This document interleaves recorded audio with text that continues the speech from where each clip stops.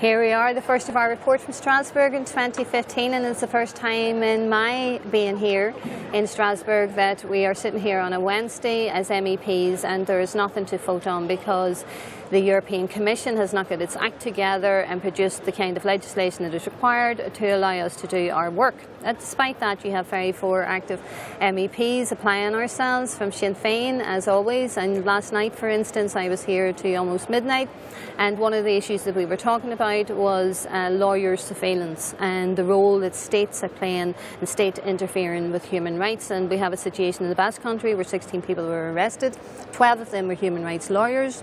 And I also, when I was talking about that, spoke about the pain and the suffering that we have had in the north with the abuse of human rights, particularly with lawyers being killed by loyalists. And I mentioned Pat Finucane and Rosemary Nelson and said about the difficulties you have when a state intervenes in that way. Secondly, we, as chair of the Palestinian delegation, I welcome the fact that the UN Secretary General, Ban Ki-moon, has announced that in April of this year you will have Palestine joining the International Criminal Court. It's a very positive move, and that is something that I welcome, and I hope that others will give their full support to that. Thirdly, I'm looking for our group that we're a member of, the UNGL, to be proposing that the committee that I'm involved in, Civil Liberties Committee, will take forward a study on cyberbullying. I want to protect young people, particularly those most vulnerable in our society, that maybe private companies are facilitating and perhaps promoting, and certainly failing to protect our young people. And that is something that I'm very acutely aware of, and I want to advocate cyber safety. So on that note, I will hand you over to Matt, who will take forward and give us a rundown of what he was doing. Thank you, Martina. This week a number of important developments took place.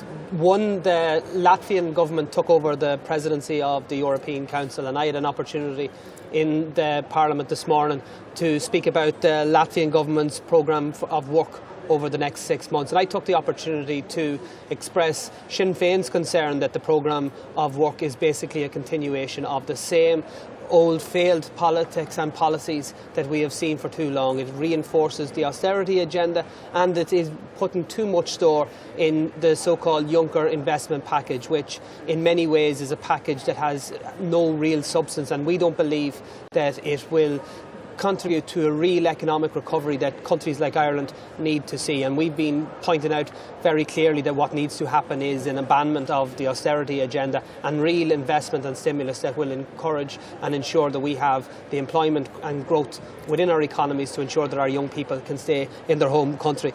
This week as well, the European Commission published its own report on a consultation process that it had carried out in relation to TTIP that many would have heard us speaking about previously.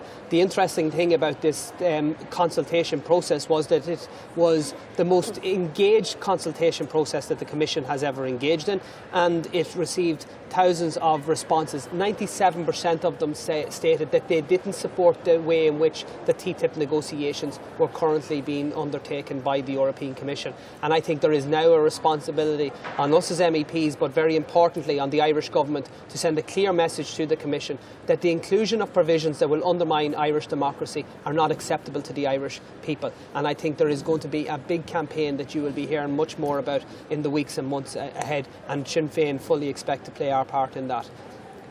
Lynn?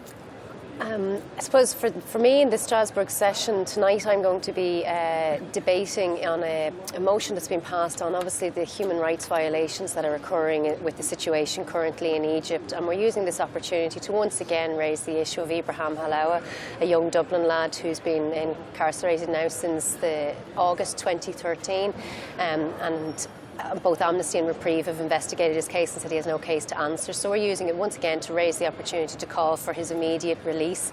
Also this week, the European Trade Union Syndicate produced a report on the Youth Guarantee Programme across the European Union. During the election campaign, I was very critical of the Irish Youth Guarantee. There was many flaws in it, and I suppose I've been vindicated now by looking at the trade union report on it. What they have noted is that the Irish government does not view precarious work as important. And obviously in Ireland we're aware that there are jobs being created, but the problem is the jobs are poor quality jobs. Ireland has the second highest rate of low paid jobs in the OECD. It's also one of the highest countries in the European Union for underemployment, which means that people who want to be working more hours are not getting those hours, and these are the people who are in these precarious jobs. So it's interesting to see that even the European trade union movement have recognised that the Irish government don't take the issue of badly paid precarious work as important. So we're going to be following up on that and constantly monitoring how the youth guarantee is implemented in Ireland. Gurmagat well blian no fe vaschahiv ger fad a charde agus singatort aiger blian lawn the ober osar gormach. One of the things that came to light today actually are recent developments in Liadh. You may remember we had a delegation out in Brussels in November, and as a result of that and as a result of informing the Commissioner here about the huge problems that Phil Hogan left behind in terms of Liadh, there has been some developments in that the government are now rolling back on some of the decisions they made regarding Liadh, especially in the area of transparency, and they are now talking about giving a state guarantee, a financial guarantee for those companies that require it. It's some movement. There still needs clarification, needs to be sought on that, but however it is moving along, and it just goes to show you that when you lobby and when you alert the Commission here to the problems that we have with Liadh, it can actually have an effect. The Commission submitted to 266 questions in terms of the Rural Development Plan, and 33 of those were directly as a result of Liadh implications. So good news on that front today, but we have to keep ploughing ahead. Madrila Kursi Gaeilge, that's hugely on the agenda as usual because we have to lift the derogation, and I'm glad to say that we're being lobbied as well from other people at home saying, look, what are you doing in terms of lifting the Irish language delegation? Begmeid ig freistal cógáil chun na Gaeilge mí fiara, Madrila Kursi Gaeilge agus chunas gur féiling an mhaol sin ardú agus be mi trabhraigir sin be 188 post nó crothathe diascav sin. As well as that, Caroline Chulin recently has put together a consultation process to look at Ach na Gaeilge and the implementation of it in Sinn Féin, and Padre Tobin and Trevor O'Clougherty and myself are looking for a meeting with John O'Sullivan, Minister for Education and Skills, to discuss the very issue of lifting the language derogation and how we're going to put training in place to make sure that the institutions here in Europe have the proper people with the skill sets to do that.